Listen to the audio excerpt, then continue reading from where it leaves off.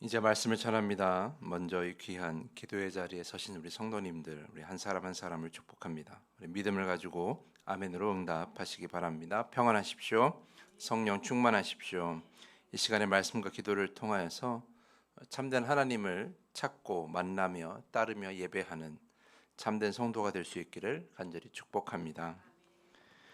자, 오늘부터 이제 묵상하게 될 사사기 17장부터 이제 끝까지 21장까지의 말씀은 사사기의 부록이라고 생각하시면 될 것 같습니다. 앞서 이야기들은 하나님께서 부르신 사사들의 이야기를 기록하였다면 이제 오늘부터는 좀 그 내용이 다릅니다.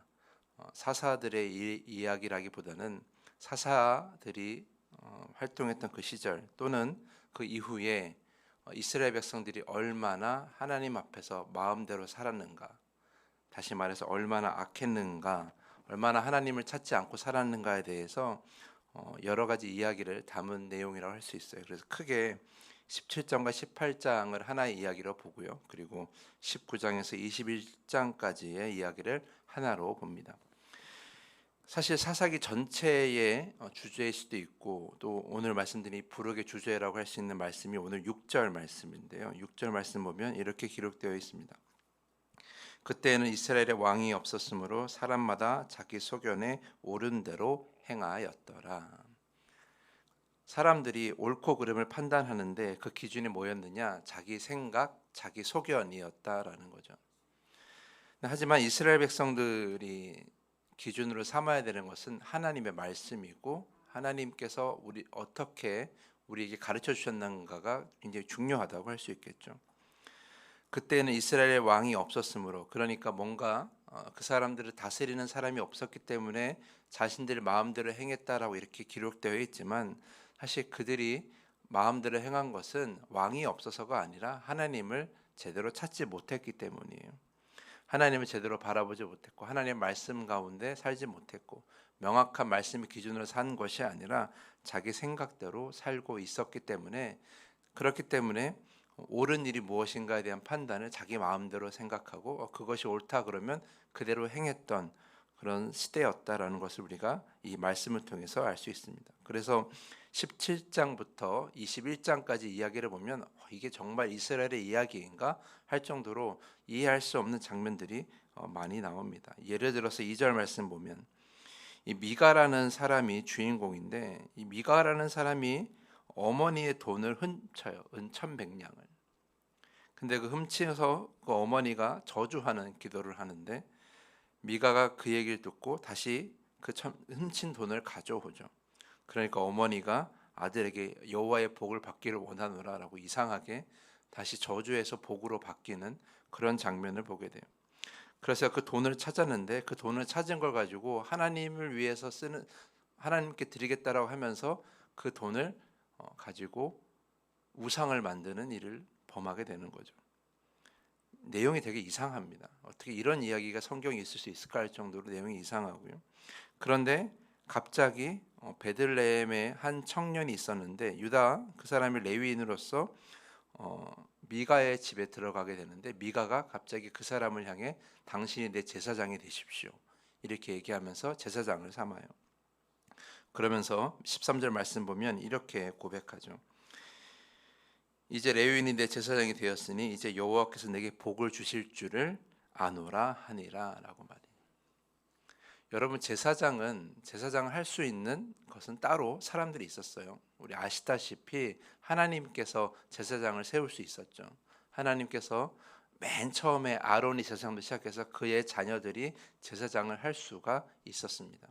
제사장은 아무나 하는 것이 아니었어요. 내가 제사장이면 내가 마음대로 제사장이 되는 것이 아니었어요. 제사장은 사람이 임명하는 것이 아니라 하나님이 임명하는 것이었죠. 근데 오늘 본문 말씀 보면 미가가 레위 사람 한 사람을 만나고, 그 사람이 하나님의 성전을 위해 구별되었던 레위 사람이니까 나의 제사장이 되라 그래서 제사장이 되는 거예요. 그러면서 이 제사장이 내 집에 있으니 내가 복을 받게 될 것이다, 이렇게 스스로 판단해 버리는 것을 보게 됩니다.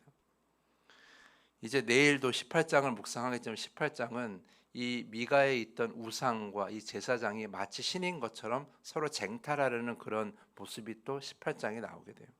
참 이해할 수 없는 그런 모습인 거죠. 그만큼 이스라엘이 악했다라는 것이고 그만큼 이스라엘 사람들이 다 기준이 없었다라는 거예요. 말씀을 보면 뭔가 하나님을 찾는 것 같고 하나님의 복을 구하는 것 같고 뭔가 하나님의 사람인 것처럼 행동하지만 사실 그들의 모든 결정과 선택의 기준은 무엇이냐? 바로 자기의 생각이었다라는 거예요. 자기 마음대로 판단하고 자기 마음대로 생각하고 그것이 하나님께 복이 될 것이고 하나님께 기쁨이 될 것이고 내가 하나님께 온전함일 것이라고 스스로 판단해 버리는 이러한 모습을 우리는 보게 됩니다. 그래서 제가 오늘 이런 생각을 했어요. 각자 자기 생각에 하나님을 가두어 놓고 그 하나님을 예배하고 있구나라는 생각이 들었어요. 여러분, 하나님은 우리 생각에 갇히실 분이 아니십니다. 하나님은 처음과 나중이 되시고 하나님은 영원한 생명이 되시고 하나님의 이 세상을 창조하시는 하나님은 이 세상에 그 처음보다 더 앞서 계셨던 우리가 감히 규정할 수 없는 분이 바로 하나님이십니다. 제가 신학교에서 신학이라는 공부를 배우면서 하나님에 관해 많은 공부를 했고 많은 이야기를 했지만 그것이 과연 하나님에 관해서 얼마나 이해하고 대답하고 또 하나님에 대해서 우리가 얼마나 정의할 수 있었겠습니까? 정말 아무것도 아닌 그런 것을 가지고 있는 것뿐이에요.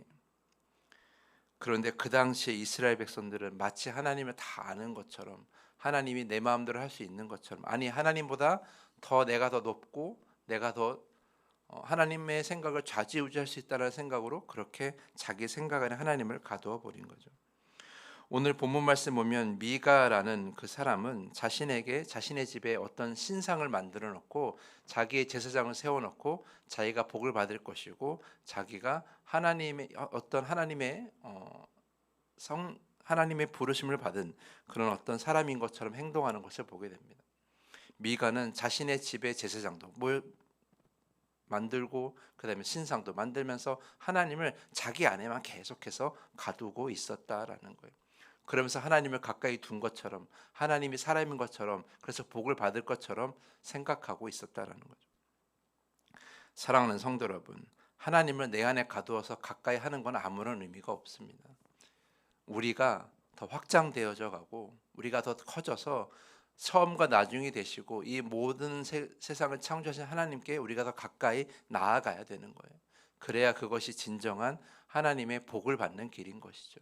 근데 우리는 자꾸 내 안에 하나님을 가두고 내 생각에 가두고 내 감정에 가두면서 그것이 하나님 가까이 있는 것처럼 착각할 때가 많이 있다라는 거예요. 우리가 하나님을 닮아서 더 온전하여지고 더 거룩하여져야 하나님과 가까워지고 복을 받는 것이지 우리는 변함이 없고 하나님은 내 안에 자꾸 가두면 그것은 하나님을 하나님답게 찬양하지 못하고 예배하지 못하는 거예요.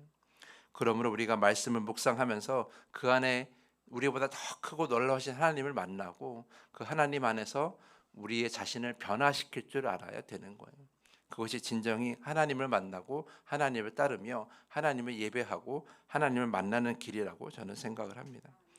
오늘 이스라엘 백성들이 그만큼 악하였고 그만큼 하나님을 제대로 이해하지 못하였기 때문에 결국 그들은 사사의 시대에서 하나님을 모르는 그런 사람들이 되었어요. 그리고 하나님은 어쩔 수 없이 왕을 만들어서 이들이 결국 그 왕을 통해서 하나님을 더 만나길 바랬지만 결국 그 왕의 제도를 가지고도 그들은 분열되고 그들은 죄를 지어서 결국 이스라엘이라는 나라는 다 사라지게 되는 그런 우리의 결말을 보게 되는 거예요. 사람들의 뜻대로 해서 되는 것이 아니라 하나님의 뜻대로 해야 결국 살아남는다라는 것을 우리는 이스라엘 역사를 통해서 보게 되는 것입니다. 여러분들이 간절히 부탁드립니다. 여러분의 생각대로 여러분의 마음대로 사는 것이 그래서 그 안에 하나님의 뜻을 가져오는 것이 진정한 믿음이 아니라 우리의 생각과 우리의 모든 감정과 그리고 우리의 모든 계획들을 하나님 곁으로 가져가서 그래서 그 안에서 우리의 변화를 요구하고 우리의 생각도 달라지고 우리의 감정도 달라지고 우리가 온전해져야만이 그래야만이 우리가 하나님께 진정히 복을 받을 수 있고 하나님을 만날 수 있다는 걸 여러분이 꼭 기억하시기를 부탁을 드립니다. 그러므로 하나님께 온전히 나아가며 하나님의 닮아가며 하나님의 진정한 그 온전함을 우리가 경험하는 여러분의 하루가 될 수 있기를 평생의 믿음과 삶이 될 수 있기를 간절히 부탁을 드리면서 오늘 말씀을 마치겠습니다.